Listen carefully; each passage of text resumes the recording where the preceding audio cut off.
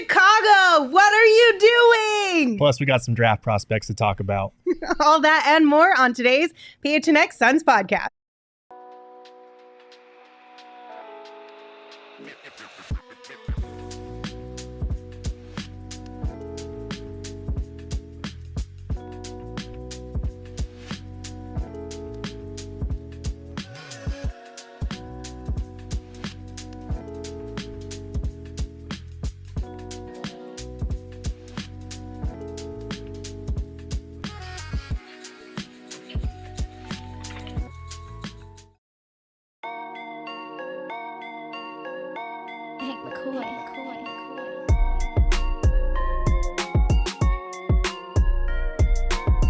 Welcome in, everybody, to the PHNX Suns Podcast. I'm Lindsay. That's Gerald. That's Flex. That's Espo. And boy, howdy, do we have some bones to pick with the Chicago Bulls today. Boy, howdy. Before we get into the trade and all those things, Espo has some things to get off his chest. Ain't that right, Espo? Yeah. So I woke up this morning, and the first thing I was reminded was that 31 years ago, the most painful thing in my childhood happened. Yeah, that's right. John Paxson hit the shot to beat the Bulls in Game 6 of the 1993 NBA Finals on our own goddamn home court. And you know who reminded me of it? CHGO Bulls and then CHGO Sports, both in tweets straight at PHNX. Well, you know what? It's time to come straight at you, CHGO, and you, the city of Chicago, because guess what? You suck. That's right. More than 4% of your population abandons your city. You know where they come? Arizona, because they know your city sucks. That's why we're called the Chicago of the West, because people look at your city and go, you know what? I need to migrate my ass over here because it sucks in this town. Also, you know what sucks? Snow, and you got it in boatloads in the winter. You know what I don't got? Snow. I got 60-degree weather. Well, you guys are freezing your ass off. I also don't have humidity. You know what 99 degrees and 100% humidity feels like? A hell of a lot hotter than 110 out here. I'll tell you that much. But that's not it. You know the man that helped create the Chicago Bulls, CHGO Bulls? Yeah, Jerry Colangelo. He left after 1 year with the Bulls, and you know where he moved? Phoenix. Chicago was his hometown, and he said, you know what, screw this basketball team. I'm going to start the Phoenix Suns, and he's lived here ever since. All right? He stayed in Arizona, but that's not all. Your pizza is basically a dough tomato can. Oh, boy. It is not a pizza, but you want to tell everybody it's a pizza. You want me to eat it like it's a pizza, but that's not my only beef, right? Hot dogs. You won't allow ketchup on it, but you love tomatoes in your pizza? What the hell is wrong with your city? I don't understand. You're the birthplace of skyscrapers. You know what sucks? Skyscrapers. They ruin your sightline of beautiful things. Oh, and you have 2 baseball teams. Make up your goddamn mind. Bulls suck. Why do you need 2 in your city? I don't get it. And you know what kills me? We're going to stay in sports here. You had a giant fire in the 1800s that killed people in your city, destroyed your city, and you named your goddamn MLS team after it, the Chicago Fire. What is wrong with your city? You have problems. And coming into my mentions and my city and trying to shit on us in the morning, trying to remind us of something that happened 31 years ago? Worry about your own problems, because let me remind you, the newest player on your roster, well, he thinks anything under 18 is a hell of a lot better than 23. Oh, no. Whoa. No. Shots fired. CHGO was like, haha, remember this? And Espo was like, fuck your city. I'm going to bury you in the Damn, backyard. And I can't go home now because my wife was born in Chicago but moved here. Yeah, that's rough. Wow. So, Espo, what a rant. too long didn't read. Get stuffed, Chicago. Yeah, much like your pizza, you can get stuffed, Chicago. Oh, man. Baby. Oh, my gosh. All right, now that we all got that off our chest, let's talk a little bit of basketball. Still involving the Chicago Bulls. They traded Alex Caruso for Josh Giddey straight up.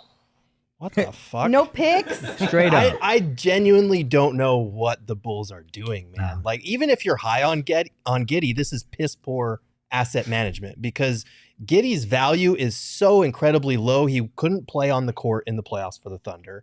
There's all the off-court stuff, which lowers his value. There's the fact that he still cannot shoot. Like, he didn't have a place on a winning team. So I get it. You want to go younger. You want to add a point guard of the future to replace Lonzo Ball. That's fine, whatever. But to not get a pick from a team that has like 20 extra picks for a guy, Alex Caruso, who reportedly, whether this was the Bulls putting out there to pump up his value or not, they reportedly turned out better offers for first-round picks that were quote-unquote in the top 10.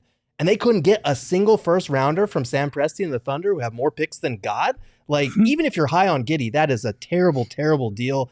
I feel sorry for Chicago. I know you don't right now, but I feel sorry for Chicago for making this deal because Caruso is an all-defensive caliber player who just shot like 41% from three, and the Thunder were already a top 5 defense last year. They just made the West that much more difficult by giving a guy like that to OKC.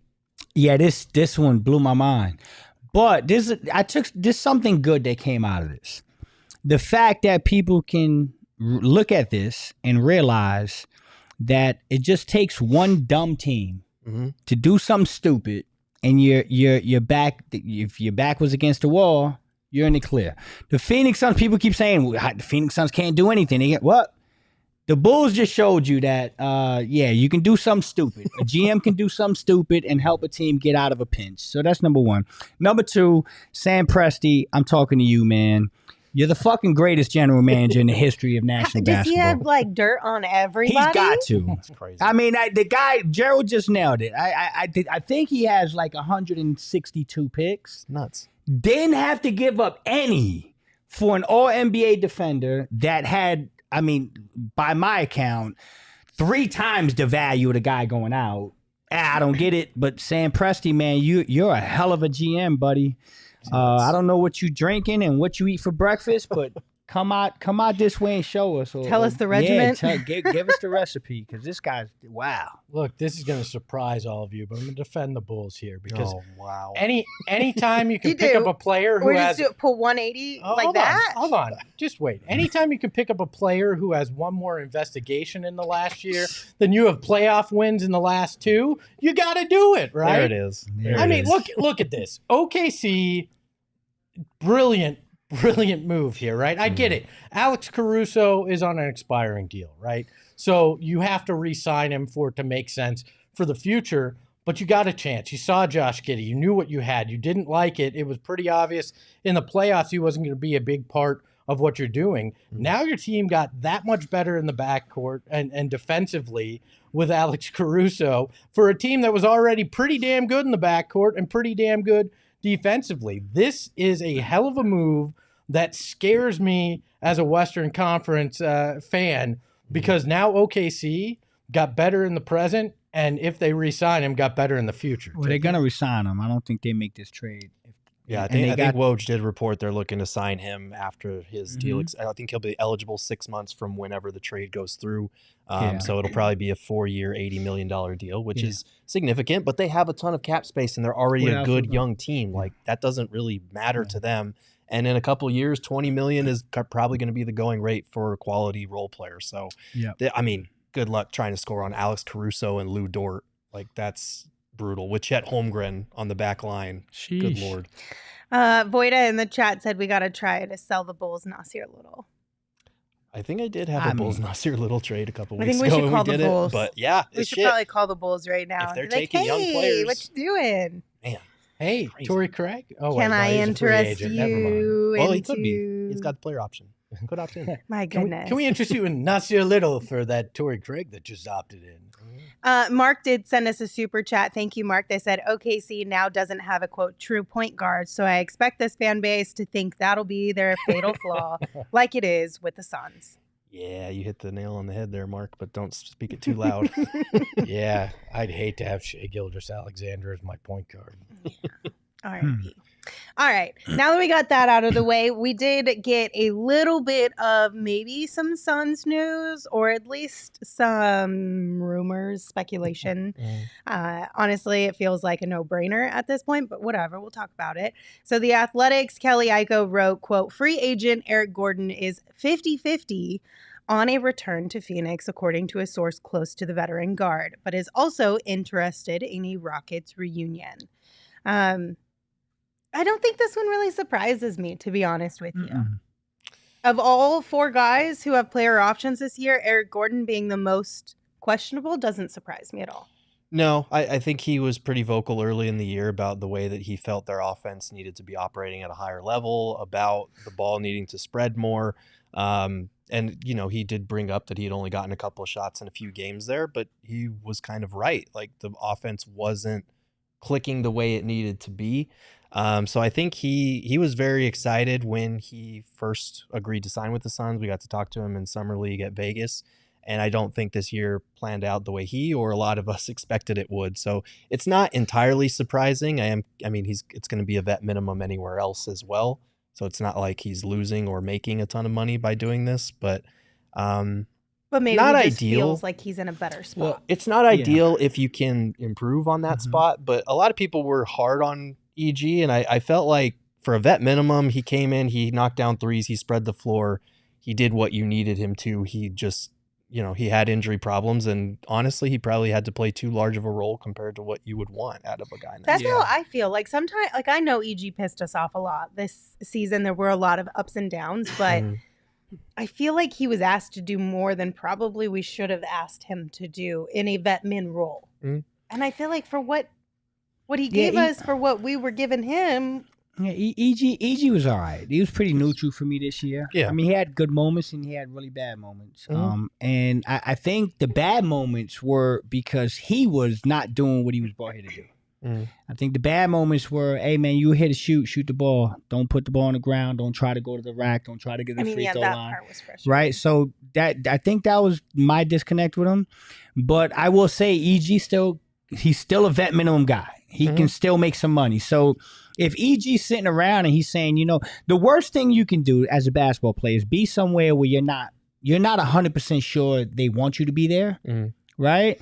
And I think in that scenario, he's sitting down and he's like, you know what? I know I'm on a vet minimum, but I'm sure there's a handful of teams that give me the same vet minimum.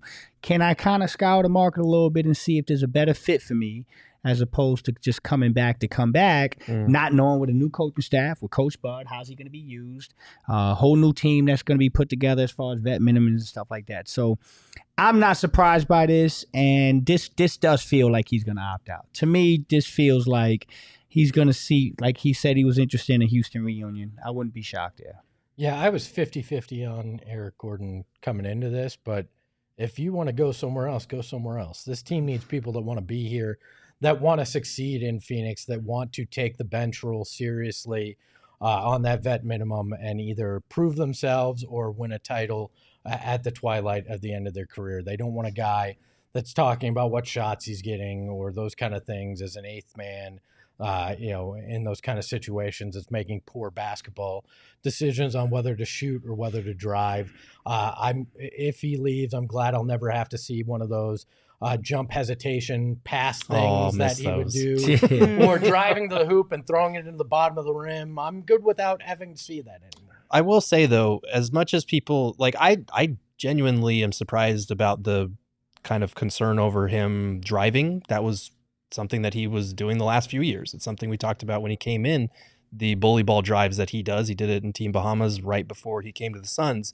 I get that his finishing wasn't great this season, but like, if Eric Gordon leaves and if you have to replace him, you need a guy that is going to pull the trigger, because as much as people are saying like, oh, he didn't pull the trigger enough, he was still third on the team in 3-point attempts per game, despite being in a bench role and playing fewer minutes than a lot of the guys. So like in Mike Budenholzer's system where you need to shoot threes, Eric Gordon is the guy that would make sense if he did come back. And if he leaves, you're going to have to find somebody that is going to let those fly. Stephen Weiss in the chat had it right. He said, I guess his heart was never in Phoenix, even when he was in Phoenix. No, what a bummer. Yeah, I mean, he was third. You know, he was third in shots, but we didn't shoot many, right? We No. didn't shoot nearly enough. So, but you're right, G. So imagine how bad it would have been if he wasn't third.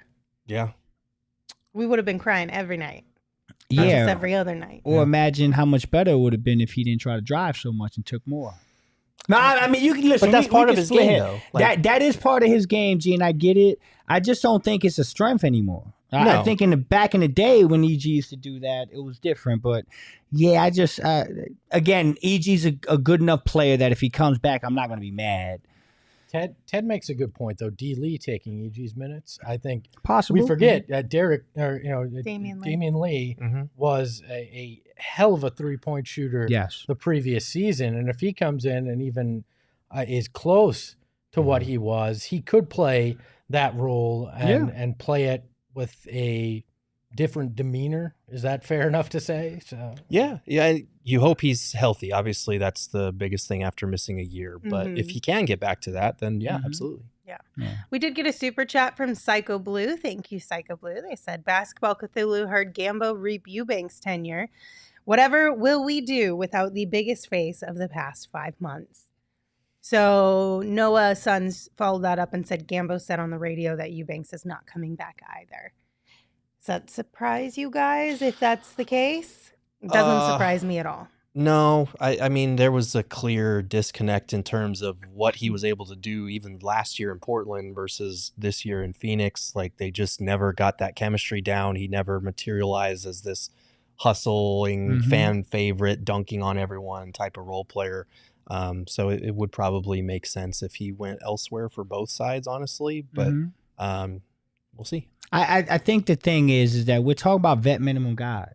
And it's not like this guy's opting out of a contract and then Right. playing Russian roulette. Like, he's opting out of a contract and he'll get a minimum deal somewhere else. So I'm not surprised at all. And the same thing with kind of like with EG. I think there were some people that were really hard on Eubanks this year. Yeah. And there were even players that showed frustration with Eubanks on the court.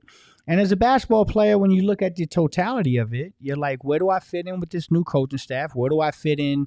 Or where do I kind of fix the things with some of these players? So if he's uncomfortable, yeah, as a basketball player, you want to find a comfortable spot where you're more appreciated. And so I wouldn't be shocked if he does the same thing EG does. PHNX's favorite towel boy will not be in Phoenix anymore. I will miss the moments. Maybe that we save shared. that until he's officially yeah. opted I out. mean, listen, if I'm Eubanks, I'm leaving 100%. Yeah, I mean, why would you stay? The fan base turned on you. The teammates didn't seem to be particularly happy at times on the court with you. To Flex's point, you're going to get at least a veteran minimum. Like, you're not going to lose money in the equation. So why not try to go find a better fit? Plus, you got to wonder, how do you fit in Coach Bud's system? How is he going to want that backup big to play? Yeah. I think sometimes you just got to say, you know what, the situation wasn't right for me. I want to go find one that is. Yeah. So as far as the other two players, Damian Lee and Josh Okogie, who have player options for this year, if I was a betting woman, I would put my money on both of them picking up that option. Me too. I would too. Yeah. Yeah. I want to see Okogie in with Coach Bud and see what they can do and figure that out. Can he be one of your point of attack defenders and a guy that you use in certain situations? How does that play out? I've always been intrigued by that side of the ball. Obviously, it comes down to shooting, but I'd like to see what he can do. Listen, there was a time in that Minnesota series where it was late in the series. I think it was the last game of the series. Game 3. Late in game 3. They brought Okogie, and I thought he was damn near the best player on the court for the time he was on the court in that game 3. And I was sure that he was going to get extended minutes in game 4.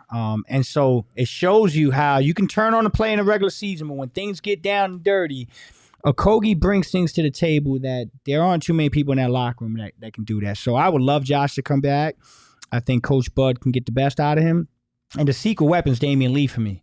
Like, that guy was leading the league in three-point shooting at one point the year before. So, I mean, we know he can shoot. You know you can put it up. He's had a whole year to recover. It was a meniscus. I want to believe that Damian Lee stepping in that Eric Gordon role could be fantastic and could be a little bit of a sleeper move this year that people kind of not expecting, but I think he could be a big part of this. Yeah. All right. I do want to remind you guys that we are going to be having the sports trivia night, the PHNX sports trivia night out at Chicken and Pickle tonight from 7 to 9 p.m. It's a free event. Come hang out, play some trivia, win some prizes, eat some great food from our friends over at Chicken and Pickle in Glendale. And of course, you can always play some pickleball or some lawn games. Chicken and Pickle is a super legit spot. Like, I don't get out to the west side often, but when I do, it's mostly to go to Chicken and Pickle. Yes, they do have fried pickles, and yes, they are actually really legit. But I like the vibes of Chicken and Pickle because it kind of checks all the boxes, right? If you want to go and participate in pickleball and be athletic and all those things, you can do that. If you want to sit on the lawn and drink a drink, you can do that too. If you want to casually play lawn games while drinking, you can do that too. If you just want to go eat and watch a game on TV, you can do that too. Can I correct something? All the levels. What? You only go to the West Valley when you're contractually obligated. So I've gone there a couple of times on my own accord, just a few times. But again, that's happening 7 to 9 p.m. tonight out at Chicken and Pickle in Glendale. So come hang out with us. But if you can't make it tonight, be sure to check them out. Anyway, their indoor-outdoor entertainment complex is amazing, and I promise you, you will have a great time. You can also head to chickenandpickle.com to see all the fun that you can have at their Glendale location, just in case, you want to visualize it before you go, because sometimes you like to plan ahead. You like to know what you're getting yourself into. Sure. Yes. But go ahead. No. Oh, well, I was going to talk about our friends over at Desert Financial Credit Union because I want to get some of the food out there at Chicken Pickle, and because of the holiday, payday got moved one day. It did. So I need that $200. There you go. So I'm gonna open a free checking account with our friends over at Desert Financial Credit Union and get that $200. For more than 84 years, these people have been in Arizona. They care about your financial well-being and what is going on in this state. You want to start a business? Flex has always got business ideas, right? This man is a mogul, all right? He wants to own this town by the time he's 80. I just don't want to be a billionaire because You don't do it. 999 million is where we'll get you to. And you can start with that $200 and with a loan from our friends over at Desert Financial Credit Union. They got loans. They got mortgages if you're trying to get in that first house. Credit cards, investment options, and so much more. They know finances better than anybody. So get over there and join a credit union that loves to give back to this community. Like I said, when you open a free checking account online, you're going to get $200 in bonuses. Get started by visiting desertfinancial.com/200. All right, guys. Let's dive into some more draft prospects. We are inching closer and closer to the NBA draft, and today we're going to look at some guards that the Suns could target. Now, we will mention this first one, but we won't dive too far into it. Gerald did write about all of these guys over at gophnx.com, so if you want even more, be sure to check that out. And if you want to look into this guy, that's there. Obviously, Bronny James is going to be on a lot of teams' radars, has worked out for the Suns twice now, out of USC. There you go. Yeah, we're not going to dive into this because we've talked about Bronny enough, and I don't think he's worth a first-round pick at number 22. But if they trade back and acquire a second-round pick, he could be on the board. And we have to acknowledge the fact that he's had 2 workouts with the Suns, so there's definitely some interest there, whether people like it or not. I've got some breaking news. What's that? All right. Sources are telling me the Suns will either draft Bronny James, sign him as an undrafted free agent, or completely ignore him next week. So wow. There's your options. Big Only if true. time will tell. Big if true. Big if true. All right. Let's continue on. First up, we're going to talk about Carlton Bub Carrington of Pittsburgh. He's younger. He will be turning 19 in July, so a little under a year younger than a lot of the prospects that we'll be talking about today. He's 6'4" with shoes on, so we'll go ahead and call him 6'5" and some change with shoes on. He has a 6'8" wingspan, and in his freshman year, he averaged 13.8 points per game, 4.1 assists, 5.2 rebounds, 0.6 steals, shot 41.2% from the field, and 32.2% from deep. launching up 6.1 threes per game. How y'all feeling about Bub? So Carrington is a guy who the shooting numbers don't look great, and they definitely need to improve. But what you're looking at with him is his ability to create his own shot. He's very much a guy that would fit right in with the Suns' big three in terms of mid-range mastery, in terms of being able to get to his spots. He's an interesting prospect to me. I don't think he's well-rounded enough or efficient enough to be the guy that you want coming in year one. But the shot creation is enticing. He's just got, like a lot of these prospects, he's got a lot of areas to sharpen his game as he moves forward. Yeah, the character's raw. He's raw, but very talented. 6'5", 6'8" wingspan. Nice ISO game. Can create offense for himself. He likes the mid range. He'll shoot the three. He shoots a lot. He'll shoot the three. But to Gerald's point, he's got to work on getting those percentages better. But that'll come. I mean, he's 18 years old. He's a freshman. He's got some bounce to his game too. He'll get to the lane and bang on you a little bit. I like Carrington, but he's more of a project for me. Like, he's 30 on my board. On my board, I got him at 30. And I got him at 30 because he's a guy that I think is going to take a couple years to get used to the league, get his body right, and fix those shooting percentages. But if that all comes to fruition, this guy can play. So he's got potential. I like the kid's abilities, right? But if you take him at 22, to me, that's saying you don't believe that this is the year.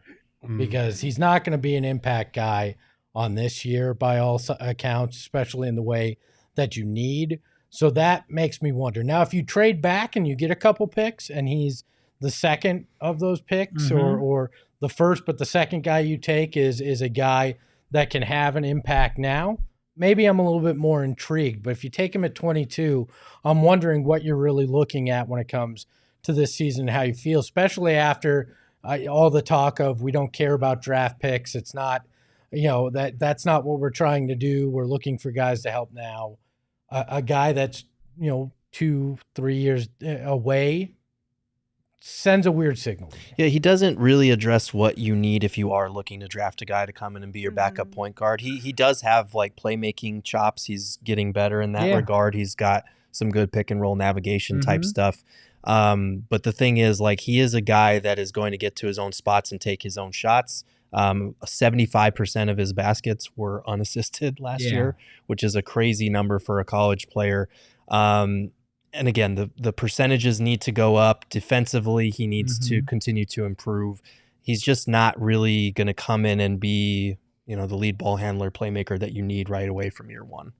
I mean, honestly, there's not a lot of guys that you're going to get the most out of when you're looking at number 22 in the draft, right? Yeah. Especially on a team who you're hoping is still planning on contending this upcoming season. And this kid's a freshman and he's really young. Right. Oh, and he's extra young, so he's going to take a little bit more time. And the last thing is he doesn't put any pressure on the rim. I think 86% of his shots last year were jumpers, whether that's 2 or 3. Only got to the rim for 14% of the time. And so those 14%, and that's probably the dunks.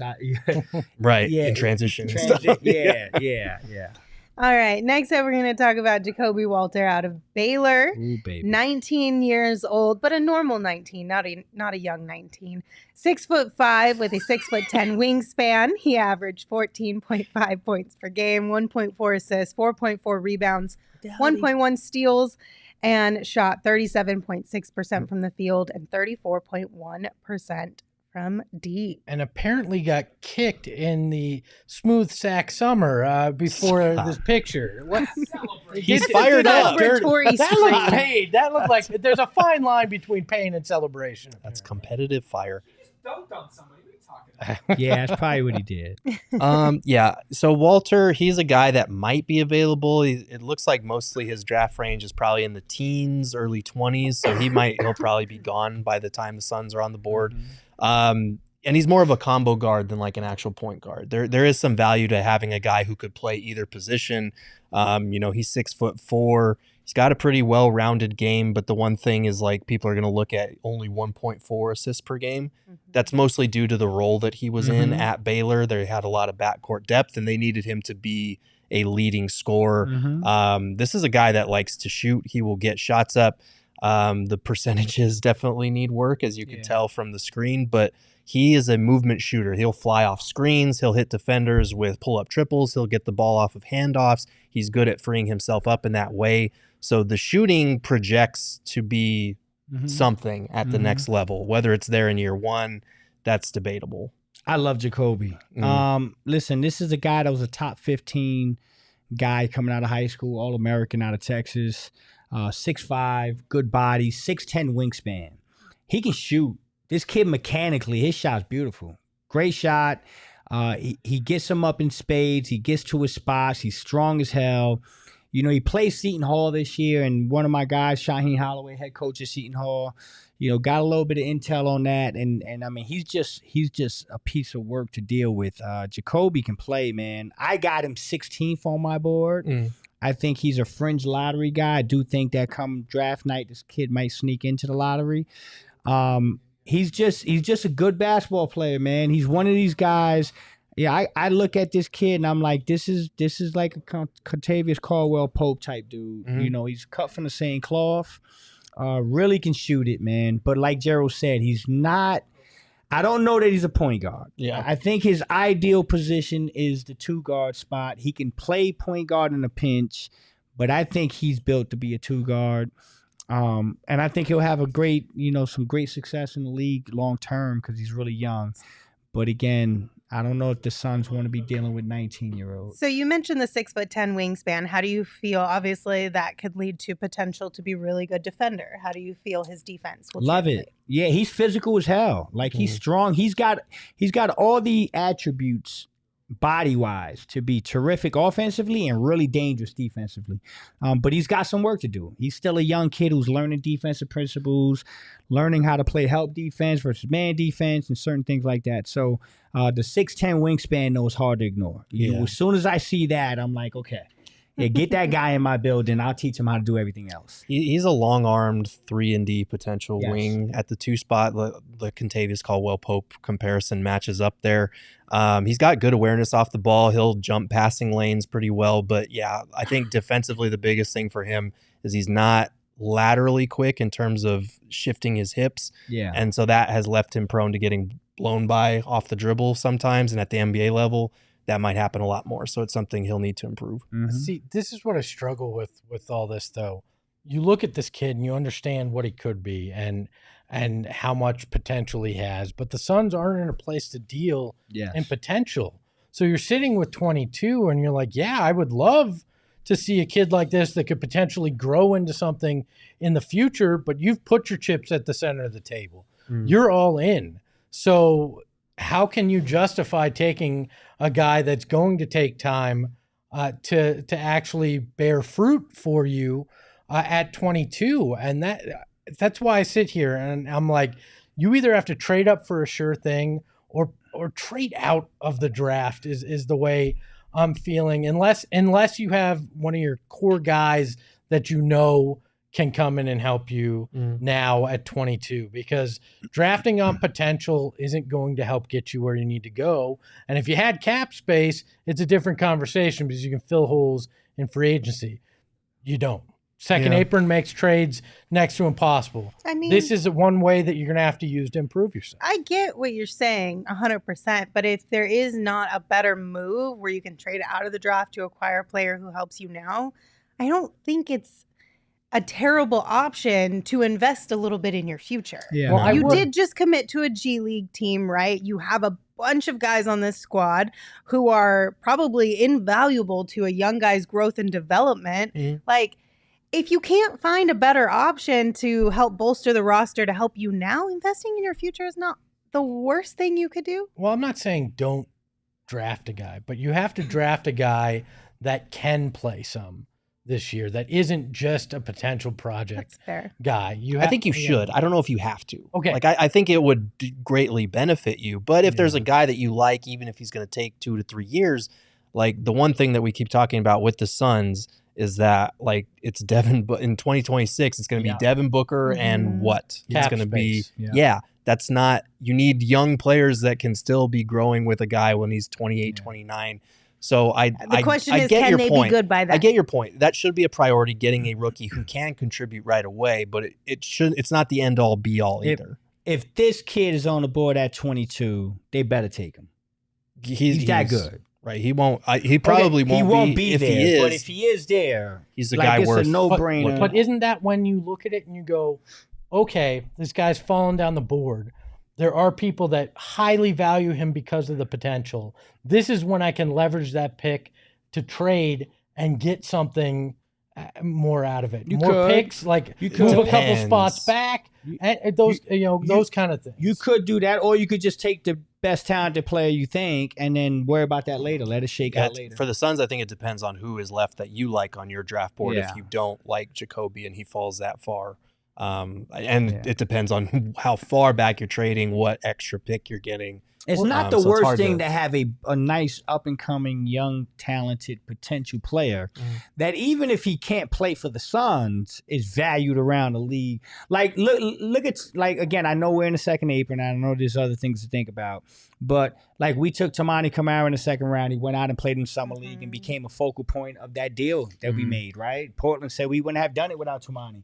So I think there's something to, you take the best player, you put him on that showcase in Vegas, and you let the rest of the league see what you got. And then that ultimately down the road could play dividends. Yeah, it's just the problem is he's not going to be making a lot. Yeah, so then because of that, you're only dealing for another guy not making a lot if you're getting him to try to flip him later. I'm a one-track mind. I look at it and I go, you're all in.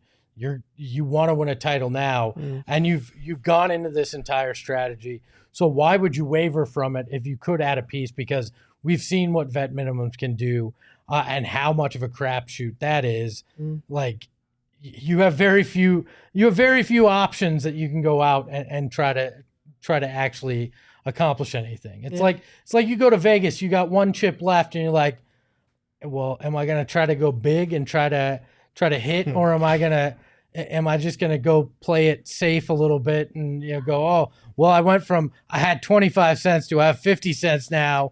Can I double it down? A win is a win. I mean, you got some money. You also might be surprised. I mean, some of these guys are young players, and you're coming in a gym with Kevin Durant, Devin Booker, and Brad Beal, and a really good coach and some good vets. I mean, if you put this kid on the Charlotte Hornets, it's probably very difficult, but there's a chance that there's a young guy in this draft that might come in and be like, man, life is pretty damn easy at this NBA level when I got this type of star power and could help out. So the idea that we can't draft a young guy and they can't contribute this year, I don't subscribe to that. I just think that you just got to get it right. And this is why I lean towards an older prospect in the draft. Well, that's what I'm saying. If you believe in this kid and you think, okay, he can contribute some things now and can grow, fine, I'm okay with that. If you believe that, but if he's a guy that's going to just get stashed on the end of the bench or play minutes in Tempe with the Valley Suns, I don't know. I know a lot of people say, well, you're not actually in it right now, right? Well, if you believe that, then you're in favor of blowing it up and trading it, and that's just not where I'm at. So. Listen, Brian has the best question of all about this kid. Does he yell Jacoby after every shot? I think that's a valid question. We'll have to ask think, him. honestly, it's the only question that we need answered to decide whether or not we should take this kid. I'm just kidding. But here, what I'm not kidding about is our friends over at Circle K and how great they are. I've told you guys this many times, and I will always stand by this. Circle K is my favorite gas station of all time. I love my friends over at Circle K, and I love that they always want to hook us up with deals and specials and coupons with their free membership program, the Inner Circle. First and foremost, you save 25 cents per gallon on your first 5 fill-ups. You save 3 cents per gallon every single day. And right now through September 3rd at any Arizona location, you can get any size Polar Pop or Froster for just 79 cents. But guess what, guys? If you're an Inner Circle member, you get it for 69 cents. Nice. Does Chicago have Circle Ks? Chicago don't get nothing for 69 cents. Because you're lame. But we're not. Arizona's got Circle Ks on every single corner. So make sure you guys Join Circle K's Inner Circle for free by downloading the Circle K app today. Terms and conditions apply at participating locations. Visit CircleK.com for details. Also, just a quick reminder, since it's been a minute, pro tip, the dark chocolate covered almonds at Circle K are elite. Okay? Okay. There you go. I didn't know that. You gotta try them. They're so good. I'm telling you, stick them in the freezer. It's like the best summer treat outside of a Polar Pop. Nice. You know who's in my inner circle? Who? It ain't John Paxson, I'll tell you that much. That's fair. Oh, it's me, Nookie, and I'm here to tell you about our friends over at OG's. Oh, yeah, OG's time. They've launched 2 new products, that's right. Come meet me over here. It's 2 new products made with live rosin, the RSO Rick Simpson oil, OG's Naturals, and the big OGs. Oh, yeah. The Naturals are a vegan gummy made with live rosin, available in sweet clementine flavor, better than chocolate chip. So good. Meanwhile, the big OG mega version of Peg's Raspberry RSO. It's huge. It's like cookie. You cut into 10 slices, and they each have 10 milligram THC, 100 milligram together. Fantastic. Me love it. Don't recommend eating it like I eat though. Not all at once. Not a good idea. Me also like everything that OG's has to offer. So to learn more about OG's gummies and where you can find them, head over to ogsbrands.com. Must be 21 plus to enjoy. And please enjoy responsibly and get stuffed, Chicago. Next up on our list, we've got Isaiah Collier out of USC, 19 years old, 6'3" with a 6'5" wingspan. He averaged 16.3 points per game, 4.3 assists, 2.9 rebounds, 1.5 steals, shot 49% from the field and 33.8% from deep. Gerald, this is your guy who will put pressure on the rim, though. This is absolutely the guy. I mean, he took a ton of his shots at the rim, and he shot a pretty good percentage there. 51% of his shot attempts came at the rim, so more than half. This is a guy that loves to get in the lane. He likes to knife through. He's got a good combination of skills and bully ball strength to get there. He's a guy... He's still a project. He's still a guy that's work in progress, but he has a really high upside. In terms of shot creation and just high-level creation as a playmaker, he has one of the highest upsides of any guard in this draft. And if he is available at 22, he's a guy that definitely warrants a look. He is going to have to improve his 3-ball because, as you saw, only just under 34% from 3. We could say that a lot about a lot of the guys we've seen so far. But he's a guy that can create and get to the rim, and that's what you kind of need with this Suns core. That would be a good fit in terms of putting pressure on the rim and opening things up for other guys. So he's definitely an interesting prospect if he's still available at 22. Isaiah can hoop. Isaiah, he's 17 on my board. I got him right below Jacoby. It's interesting. When I look at Isaiah, you know what I see? I see a young Eric Gordon. That's what I see. Okay. I see a young Eric Gordon that likes to get to the line. He'll get to the line. He's going to attack the basket. He's got a high free throw rate. He's got to fix his shooting. That's the only thing that Eric was better at. But if he gets his 3-point shot down, this is what you're getting. You're getting a bully ball guard that likes to attack the basket, get to the free throw line, put pressure on the rim, athletic. Like I said, he's 17 on my board. He could be a lottery pick. Isaiah can hoop. He's young. This again, I don't know if this is a strength. Like in most cases, that's a strength. But for the Suns, it's a weakness, right? Yeah. When I'm evaluating a player and I see that he's 18, 19 years old, I'm like, that's a strength. This kid's ahead of the game. You know, you're going to draft a guy that you got a bright future. But for the Suns, it's a weakness. Just too young. I don't know if he's ready to come in right now, and I don't know if his shooting is going to be able to translate to the NBA right now. I think he goes to the G League and would work on it. But hell of a basketball player. Isaiah can play. Very underrated. Not talked about enough in this draft. I think he's one of the sneakier guards in this draft. There's a reason. It was who he played with at USC, and the fact that USC was not exactly the greatest basketball team this year. Again, the shooting scares me off because that's something that you're going to want from somebody that comes in right away if you're relying on him. But I am very intrigued by the pressure on the rim. If you could get a guy that could become, closer to prime Eric Gordon, like you were saying, Flex, it's very intriguing. Again, though, I'm just stuck in this mindset that I'm playing for now, and I'll let 2026 and 2031 and all those figure themselves out at some point. But I may be completely off on that. The Suns may have a vastly different perspective on this draft than I do. That's just my mindset with all these young guys. I get it. And to be honest, like, I feel like if the Suns drafted a big, I would be much more comfortable with that based on who might be available at 22. But since we've already covered bigs, like if Collier is there at number 22, he warrants a look. He could be a potential steal at number 22 if he's still available there. The two things for me, aside from the 3-point shooting that he'll need to prove at the next level, is that like it wasn't that he missed shots. It was the inconsistent way that he missed shots. It wasn't like long or short. It was off to the right, off to the left, that type of thing. So that's something he'll need to, fine tune his form a little bit so his misses are more consistent. Even when he does miss defensively, he's respectable when he's locked in. But in that chaotic USC season that they just had, there were too many times where he was not locked in. And that'll obviously have to change at the next level. He's got a small wingspan. He's only got like I think he was, I think I thought, 6'5" wingspan, 2-inch differential from his height. Not, the body is also for me a weakness, but basketball's tricky, man. Desmond Bane, like I said, he has short arms and he's a heck of a basketball player. So I mean, comparatively speaking, this next guy has short arms, but I feel like we've talked pretty highly of him. Tyler Kolek out of Marquette, 23 years old. Only 6'1" with a 6'3" wingspan. In his senior year, he averaged 15.3 points per game, 7.7 assists, 4.9 rebounds, 1.6 steals, shot 49.6% from the field and 38.8% from deep. This guy, to me, is like James Jones bread and butter. He's older. He's a little bit of not somebody who's like super flashy, I suppose you could kind of say.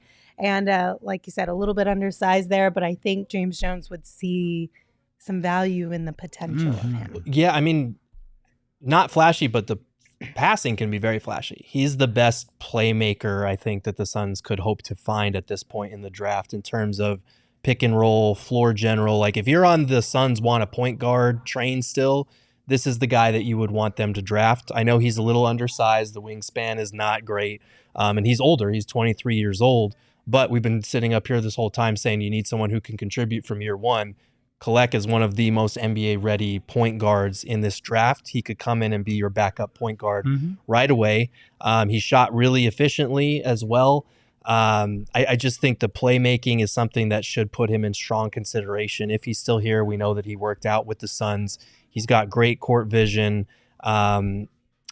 I think he's also a very good finisher around the rim, despite his lack of size. Like, fantastic. He should not have shot as well of a percentage as he did. He's got a nice little floater game as well. Can play on or off the ball as a catch and shoot guy who shot really well. He kind of checks a lot of the boxes that you're looking for outside of size. He will have to prove that he can defend at the next level. But if he can be a pesky defender, because he is a very smart player, a very cerebral player, he could very well fit in that same sort of Peyton Pritchard, TJ McConnell type mold. He's just got to prove he can score off the dribble a little bit more. I love Tyler, man. This kid right here, I'm going to say it. This kid is the best point guard in this draft as far as pure point guard. Yeah. When I say point guard, I'm saying this guy is what the word I keep using for him watching his tape is a prober. He's a prober. This guy gets the ball. He runs the offense. He probes every inch of the basketball court and tries to get guys open shots. And then when there's no more probing, he is terrific at finishing. Lefty, righty, floater game, can shoot the jumper, led the nation in assists. This guy's a freaking fantastic basketball player that I know people are going to try to say, James, this is a safe pick. This would be the right pick. If he's at 22, I'm looking at TJ McConnell, I'm looking at Payne Pritchard. I'm getting flashes of Goran Dragic for damn shit. You know, now I got him at 6'2". I know this changes based on where you look at. I got him at 6'2" height with a 6'2" wingspan, so that's a neutral. But for what he brings to the table, I don't give two damns about that. I mean, I just seen this guy enough hours of tape of this guy facilitating, probing, breaking down defenses. He wants to pass first, second, and third. Like, he's just a point guard. This guy's a damn point guard. And I think he comes in right away and can play rotational minutes right away, day one, just because of the amount of firepower he has around him. Yeah, this is my guy. Okay. Draft. Okay. Not that that has any weight. Not that it should matter. I'm not a scout, but this is my guy. And I listened to a bunch of interviews with him over the last week because of all the talk around him. This kid's got stones. This kid's going to come in about as confident as they come, and not in a cocky way. It actually kind of reminds me of the way Devin Booker came in. Extreme belief in himself and his abilities, but not arrogant, right? And I like that about a guy, because coming into this locker room is going to be tough with that many stars, that many big names, guys you grew up watching as a kid in this locker room. You're going to have to come in with some self-confidence to actually have a role.